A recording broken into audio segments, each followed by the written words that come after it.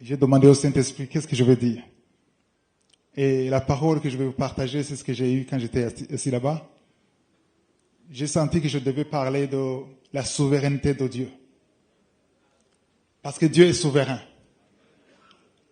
Parfois, on se pose des questions dans des circonstances comme ça. Pourquoi? Ça m'est arrivé en 1995, j'ai perdu ma mère.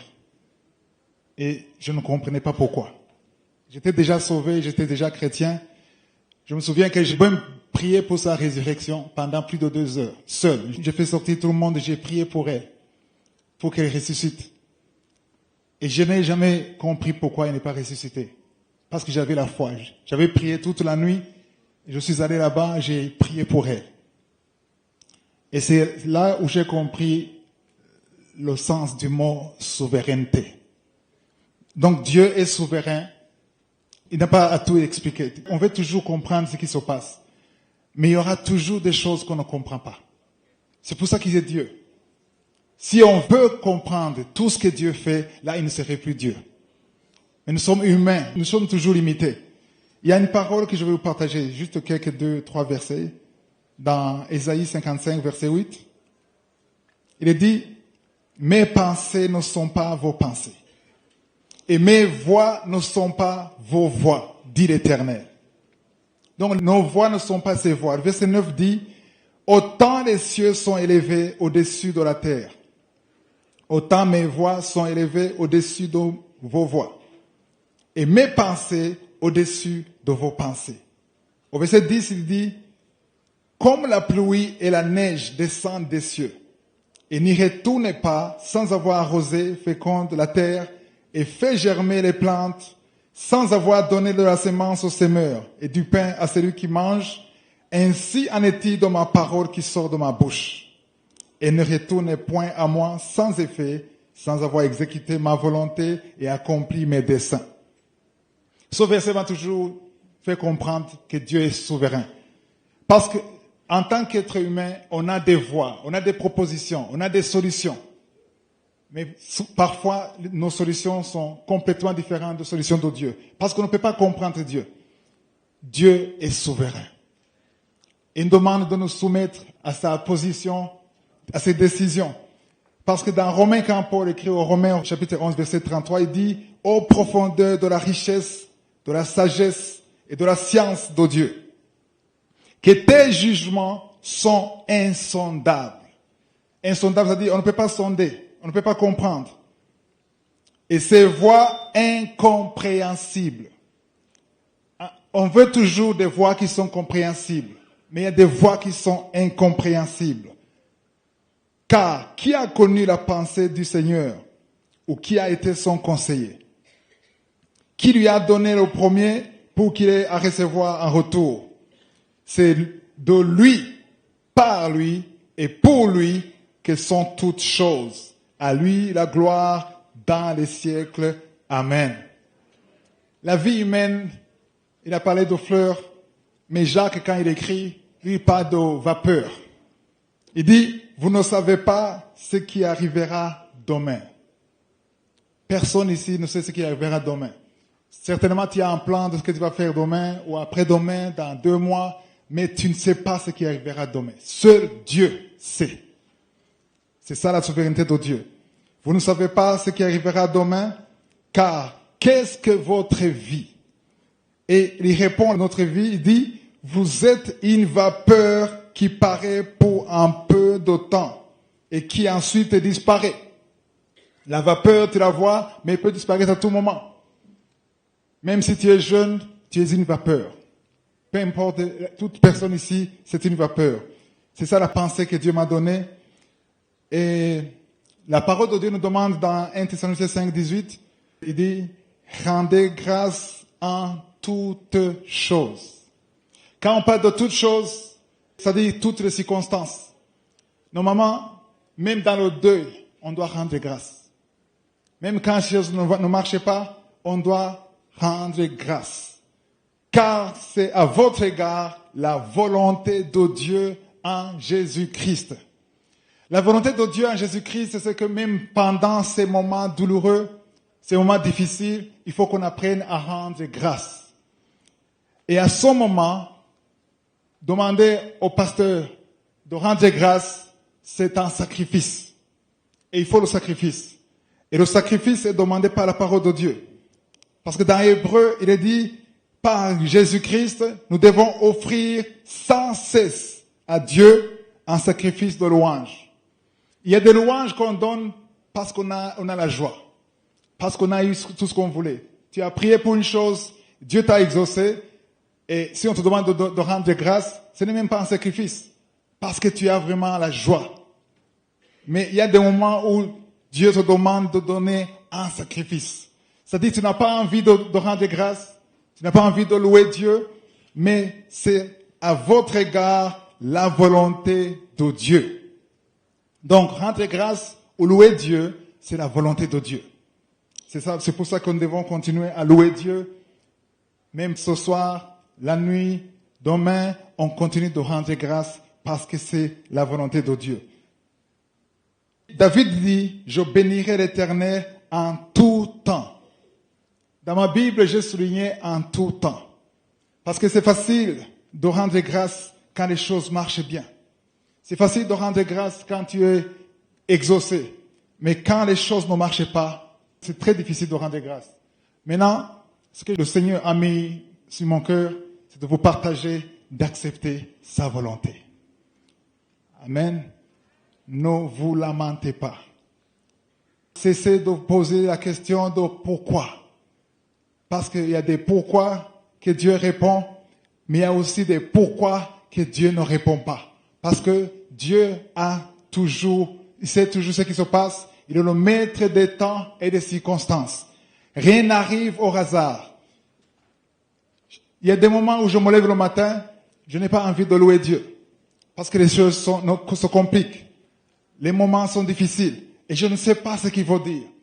Et quand tu ne sais pas ce qu'il faut dire, la parole de Dieu te demande d'ouvrir la bouche et de rendre grâce. Et de remercier Dieu dans toutes les circonstances. Les choses ne marchent pas, il faut louer Dieu. Les choses marchent bien pour toi, loue Dieu. Ne cesse pas de louer Dieu. Parce que la parole de Dieu dit, sa louange sera toujours dans ma bouche. Quand on dit que la louange reste toujours dans la bouche, ça veut dire qu'il y a des moments où tu n'as pas envie de louer. Il y a des moments où les choses ne marchent pas. Il y a des moments où tu as de mauvaises nouvelles. Il y a quelqu'un qui était précieux dans ta vie et tu es séparé de la personne. Mais la parole de Dieu te demande de continuer de louer Dieu. Dans Hébreu, on dit, offrons sans cesse. Ici, je vais insister sur la partie qui dit sans cesse. Dans la version anglaise, on dit continuellement. Donc, il ne faut pas arrêter. Parce que c'est la louange qui attire la présence de Dieu. Dans Psaume, il est dit que l'Éternel siège au milieu des louanges. Et quand Jésus parlait avec la femme samaritaine, il a dit, le moment est arrivé où les vrais adorateurs adoreront le Père en esprit et en vérité. Parce que ce sont ces adorateurs que le Père cherche. Et Dieu cherche les adorateurs dans toutes les circonstances. Et quand tu es dans les moments difficiles, c'est le moment précieux pour rendre grâce. Parce que c'est le moment où tu donnes un sacrifice. Je veux qu'on comprenne que le sacrifice, c'est quelque chose que tu ne veux pas donner. C'est quelque chose qui te demande un effort. Je disais que quand tu es béni, ça ne te demande pas un effort. Le diable ne peut pas arrêter la main de Dieu. Mais il peut chercher des choses qui t'empêchent de louer Dieu. Parce que louer Dieu, ça doit être dans ta bouche. Ça doit être une vie. Parce que j'ai compris que chaque fois que tu loues Dieu, tu attires sa présence. Je me souviens des moments où je ne savais pas comment vivre, comment payer le loyer, comment avancer dans la vie. Mais moi, je me mettais à genoux tous les jours. J'avais faim. Je ne savais pas comment m'en sortir. Mais je disais à Dieu, tout ce que je peux faire, c'est louer. Je peux adorer. Tout ce que tu as, tu n'es pas le propriétaire, mais tu es le gérant. Tout ce que tu as, la maison que tu as le titre de propriété, mais je dis que cette maison que tu as, ce n'est pas ta maison. Même si ton nom est écrit sur le titre de propriété. Pourquoi? Parce que Psaume 24, le premier vers, invisible, appartient à l'Éternel. Ta femme, ce n'est pas ta femme.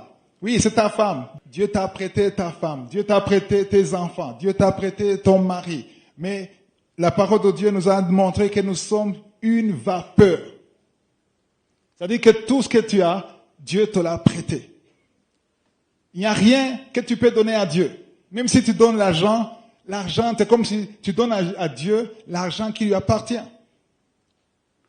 Le sacrifice que tu peux donner à Dieu, ça appartient déjà à Dieu.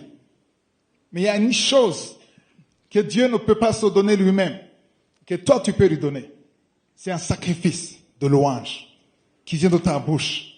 C'est la seule chose que Dieu ne peut pas se donner lui-même. S'il veut ton argent, il prend ton argent. Il a le pouvoir de prendre ton argent. S'il veut ta maison, dans Psaume 50, il dit, si moi j'avais faim, est-ce que moi je viendrais te demander tes vaches? Est-ce que moi je bois le sang? Je ne bois pas le sang. Je ne mange pas de viande. Mais quand tu donnes ta vache, c'est juste pour m'honorer. Il a dit, le troupeau, les milliers de vaches qui sont sur la montagne m'appartiennent. C'était à l'époque, on parlait de vaches. Mais aujourd'hui, il dirait, l'argent qui est dans la banque, l'argent qui est dans la FMI, Banque mondiale, tous ces dollars, tout cet argent, ça m'appartient. La seule chose que toi, tu as, que Dieu veut, que toi tu lui donnes, qui ne peut pas se donner, c'est la louange qui vient de ta bouche. C'est pour ça que dans Hébreux 13, 15, on dit, le fruit des lèvres qui confessent ton nom. Donc ce sont tes lèvres, c'est ta bouche qui doit confesser son nom. Et ça, on ne le fait pas quand les choses marchent bien. On ne le fait pas quand on est béni. On le fait continuellement, parce que c'est la volonté de Dieu à votre égard. C'est ce que nous avons lu. Donc c'est des moments difficiles comme ça, c'est les moments précieux pour donner la louange à Dieu. Parce que c'est le moment où le diable attend que tu te lamentes. La femme de Job lui a dit, maudis ton Dieu et meurs. Il y a des moments où le diable te montre que tu dois maudire ton Dieu. Tu dois dire à Dieu que tu es déçu. Tu es abandonné. Tu n'abandonnes pas le salut, mais tu es déçu, tu n'as plus envie de prier. Et ce sont ces moments où Dieu veut vraiment que tu rendes grâce. Parce que quand tu rends grâce dans les moments difficiles comme ça, là tu honores ton Dieu. Je ne sais pas si vous comprenez ça. Le diable ne peut pas arrêter Dieu, mais il peut t'empêcher de louer Dieu. C'est ça qu'il peut. Ça, il peut le faire. Comment il va t'empêcher? Il va créer des circonstances désagréables pour que tu dises, à quoi bon de prier? Pourquoi est-ce que je continue de servir Dieu alors qu'il fait ça, ceci ou cela? Mais si le diable t'a tendu le piège pour que tu confesses négativement, mais malgré ça, tu adores Dieu, le diable est dans la confusion totale. Il dit, c'est que gens d'hommes. Parce que le diable est habitué. Dans le monde entier, il crée des circonstances négatives et le monde se lamente, se plaint et maudit Dieu et il est content. Voilà pourquoi il est fort dans le monde, ce qu'il fait. Mais quand toi, je ne sais pas si vous comprenez ça, mais quand toi, tu fais la différence, il dit, le Père cherche les vrais adorateurs. Pourquoi il cherche? Il vient à Kinshasa. Où sont les vrais adorateurs à Kinshasa? Les vrais adorateurs, tu ne verras pas quand ils ont le diplôme, le mari, un enfant. Non, les vrais adorateurs, tu les verras dans les moments difficiles. C'est là où tu verras les vrais adorateurs. Les vrais adorateurs, ce sont ceux qui adorent au moment où un homme ordinaire se lamenterait. Dieu veut ceux qui se distinguent des autres. Voilà pourquoi il dit, c'est mon peuple. Un peuple saint, ça veut dire quoi? Ce n'est pas un peuple qui ne pêche pas. C'est un peuple qui est mis à part. Tu es différent des autres. Un homme normal, dans des moments comme ça, il ne peut même pas parler de Dieu. Il abandonne Dieu. Il maudit Dieu. Mais quelqu'un qui a compris qui est Dieu, quelqu'un qui a compris la souveraineté de Dieu, quelqu'un qui a compris la puissance de la louange, il adore même quand il pleure. Tu pleures, mais tu adores. Ça ne marche pas, mais tu adores Dieu. Tu dis, Seigneur, je ne comprends pas. Ça n'a pas marché. Les choses ont mal tourné. Mais peu importe, tu restes Dieu. Parce que tu es sur le trône. Et rien ne peut changer Dieu. Parce qu'il est Dieu. Dites, il est Dieu. Il aime entendre ça. Parce que quand tu adores Dieu dans les moments difficiles comme ça, c'est que tu crées la confusion dans le camp de Satan. Et tu donnes gloire à Dieu. Parce que c'est ce qui se passe au ciel. Parce qu'au ciel, quand Isaïe, il a vu quoi? Il a vu les séraphins qui sont autour du trône de Dieu. Et quand Isaïe a vu ça, il a vu que les séraphins, chacun disait à l'autre, Saint, Saint, Saint. Et ils étaient en train d'adorer Dieu. J'aime dire qu'ils étaient en train d'adorer Dieu à ce moment, même maintenant où je parle, ce soir, que nous sommes ici, les séraphins sont toujours en train d'adorer Dieu. Ils n'ont pas adoré Dieu parce qu'ils ont vu Isaïe. Parce qu'ils adorent Dieu 24 heures sur 24. Ils n'arrêtent pas. Ils adorent Dieu. Et quand ils adorent Dieu, dans les moments difficiles et les moments favorables, ça veut dire que tu adores Dieu sans cesse. Qu'est-ce que ça veut dire? Ça veut dire que tu ressembles aux anges. Tu fais ce que les anges font au ciel. Et tu attires la gloire de Dieu. Parce que Dieu veut voir qu'il est Dieu. Quand tu honores Dieu, quand les choses marchent bien pour toi uniquement, là tu prends une partie de Dieu. Et Dieu ne veut pas que tu considères une seule partie. Il veut que tu vois sa souveraineté. Parce que si tu dis à Dieu, je veux d'abord comprendre avant de t'adorer, ça veut dire que tu n'as rien compris de Dieu. Mais Dieu veut que tu acceptes ce que tu comprends et ce que tu ne comprends pas. S'il y a une chose qui touche le cœur de Dieu, c'est quelqu'un qui accepte sa souveraineté. Donc j'aimerais vous demander, à partir de ce soir, arrêtez de poser la question à Dieu, pourquoi tu as permis ça? Ne posez plus cette question. Dites à Dieu que ta volonté soit faite. Fais ce que tu as à faire, tu es Dieu. Tu m'as donné une intelligence limitée. Je ne peux pas tout comprendre. C'est comme si tu prenais le fleuve Congo, tu veux mettre dans un gobelet. C'est pas possible. C'est pas possible. Parce que Dieu n'a ni commencement, ni fin. Il est l'alpha, il est l'oméga. Il fait ce qu'il veut. Il a dit à Abraham, je te donnerai un fils. Il lui a donné un fils. Il était vieux. À 100 ans, il a eu un fils. Il s'appelle Isaac. Isaac a grandi. Il a dit, à travers Isaac, il y aura une grande nation. Autrement dit, Isaac est le fils de la promesse. Pendant qu'Isaac grandissait, Abraham connaissait, il savait que c'est le fils de la promesse. Mais un jour, Dieu dit, va tuer Isaac. Il va tuer Isaac avant même la promesse. Mais Abraham n'a pas discuté avec Dieu.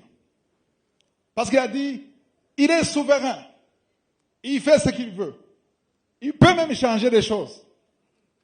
Il y a quelqu'un qui me disait, non, là je dirais à Dieu qu'il est menteur. Il est menteur par rapport à quoi?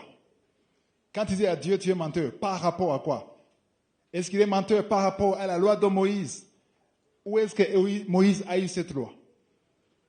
Qui a dit à Moïse, il ne faut pas mentir? Qui lui a dit ça? Donc tu ne peux pas accuser Dieu avec la loi de Moïse qui vient de Dieu. Donc on ment par rapport à la loi que Dieu lui-même a établie. Si Dieu veut effacer la loi de Moïse, qui va l'accuser? Parce qu'il est Dieu. Il ne faut jamais dire, oh non, non, non, non, non, tu es menteur. Tu es menteur par rapport à quoi? Parce que Dieu ne peut pas être menteur. Parce que Dieu n'a pas de commencement. Dieu a été là depuis l'éternité. Il peut changer. Il peut, avec la même argile, faire une autre forme. Il peut même détruire le vase. Et le vase ne peut pas discuter avec le portier. Non, non, non, non, le portier, tu devais faire ça. Non, non, tu ne discutes pas. On ne discute pas avec Dieu. Acceptons sa souveraineté. C'est ça le message de ce soir. Acceptons sa souveraineté. Et rendons grâce tous les jours, matin, soir. Dans les bons moments, dans les moments difficiles, dans les moments favorables, rendons grâce. Amen. C'est ça le message que j'avais.